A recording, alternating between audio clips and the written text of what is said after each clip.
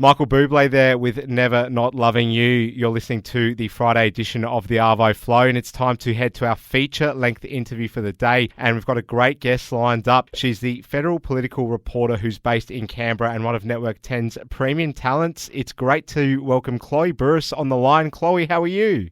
I'm good, thank you. Actually, I'm freezing because it is so cold in Canberra this week. You're going to have to get used to that, Chloe. The temperatures are really plummeting all across the country, but you know all about that. You're always out and about getting that story. It's great to get you on, Chloe. You've got a great story to tell about your career, done so much hard work to get to where you are, and I guess that's all headlined by the fact that you got to experience being at the Quad recently, a massive meeting between Australia's Prime Minister, the President of the US, and some of the big power brokers of the world. You got to be on the front line of all this, so take us through it from a behind-the-scenes kind of lens.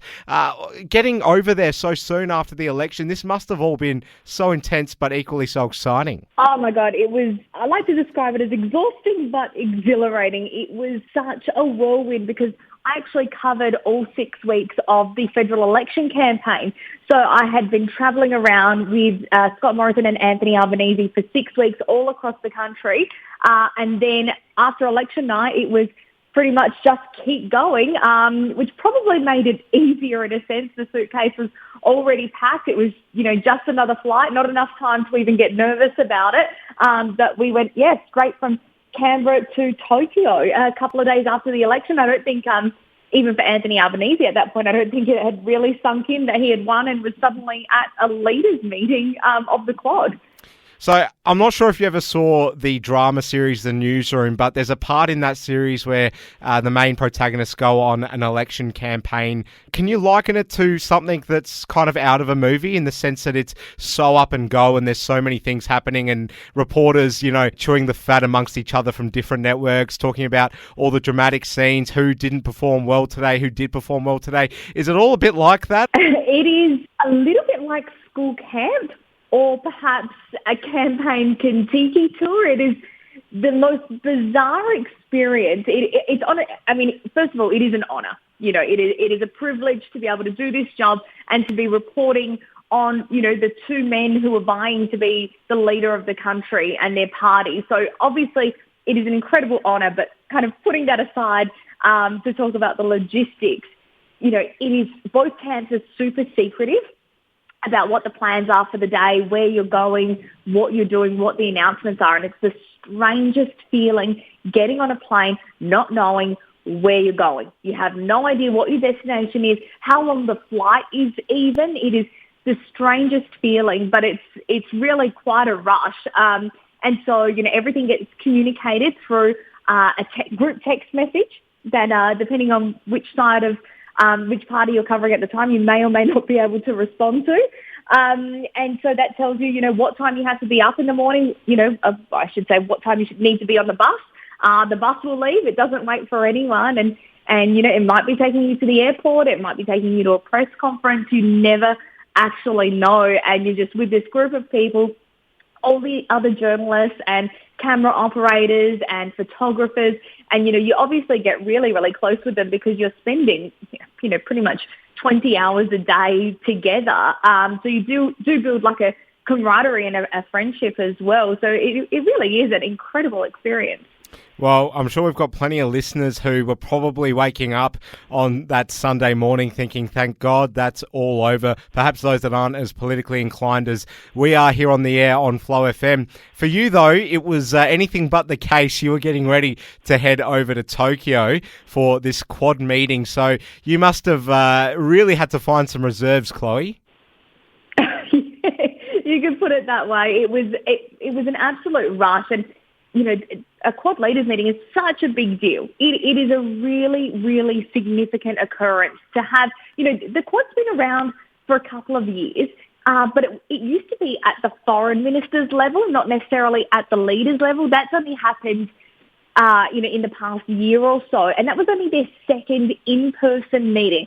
So it's a really big deal, and to be in the room with all those leaders, to see the US president in the flesh, it was a whirlwind, and that's definitely what keeps you going. And it's crazy because I was too exhausted to actually be nervous. It's normally the type of trip I would be really, really excited but have, intense butterflies in my stomach about. But no, too tired for that. We just kept going and it was incredible. Well, you certainly did a great job of covering it, Chloe. And what everyone's wondering about is what happens when those cameras stop rolling. So you're in there, in and amongst some of the highest circles in the world. So what is that experience actually like? And is there anything you can divulge about what goes on when the cameras are not rolling? A lot of sitting around and waiting, to be honest. That morning of the Quad Leaders meeting, we got picked up from the hotel in a bus, continuing this sort of school camp vibe we had going for the past 6 weeks. And we get to the location and we're standing and waiting. We're sort of in position. Then we get kind of moved to where the actual summit's going to be. And then again, we're just standing in position, ready and just waiting and waiting. And then the leaders come in and you get, obviously that's the sort of money shot. So, you've got to, it all happens so quickly. So you've really got to be watching, exactly what happens, how they interact with each other. We get to stay in, the media that is, gets to stay in for the opening remarks by each leader. But then we're actually pushed out. We all have to leave because their leaders meeting is obviously really private, really highly confidential, some really sensitive topics as well. So it's not something that we could be privy to. I'd love to be a fly on the wall, but unfortunately they kick us all out pretty swiftly. So then we're waiting. And again, it's with all of the other media as well. And we're standing and just waiting, and we're trying to file as well, writing our stories, doing some radio interviews, doing some online videos, whatever it is that our networks require in that time. But obviously you don't know what they're talking about and if there's going to be any significant announcements to come out afterwards. So then, you just have to wait. You just have to stay in position. It's not like you can leave and come back or anything like that. It's super tight security. And then eventually we had the media conference with Anthony Albanese. So we get our, one chance of the day to be able to ask what happened, what did they say, everything like that, get as much information as we can. And then once again, we're waiting, and that's when we got led into the room with Anthony Albanese and the US President Joe Biden. They had their one-on-one meeting, and it's the same sort of thing. We get led in for a couple of minutes where you've got to get all the vision, all of the photos that you can, and just kind of read the room and kind of be able to tell what's going on. And in the couple of minutes that we were in the room with the new PM and the US President, they seemed to get along very well. So, it was very favourable in Anthony Albanese's eyes. He felt like it couldn't go better than that. But, yeah, and again, the same thing just follows with the other one-on-one meetings, just lots of waiting around and then scrambling when we are let in. Well, exhilarating's a pretty good choice of word, I think, Chloe. Now, the Quad and you covering the Quad is just one of many great experiences and things that you've got on your CV, having covered numerous stories for Channel 10 across your career. So why don't you take us back to the early beginnings? You did a lot of hard work, and that's always something that goes severely unnoticed with reporters these days. So to get to where you now are, obviously being within touching distance of the US president, it doesn't really get bigger than that as a journalist and reporter. But take us back to the beginning. How long into your life did you know that this was the career you wanted to pursue? And then if you can, just take us through some of the highlight and interesting stories that you've got to experience on your journey. Well, you're very flattering, so thank you. I always knew I wanted to be a journalist, but I could never have predicted that I would end up being a political TV reporter. That was quite a surprise. That happened quite, developed over a long time, I guess. I had always wanted to be a writer for a magazine. And after I finished uni, that's where my focus was on, or my interning. As you know yourself, Alice, lots of many hours of volunteering and internships and working for free, as a lot of people in our industry do.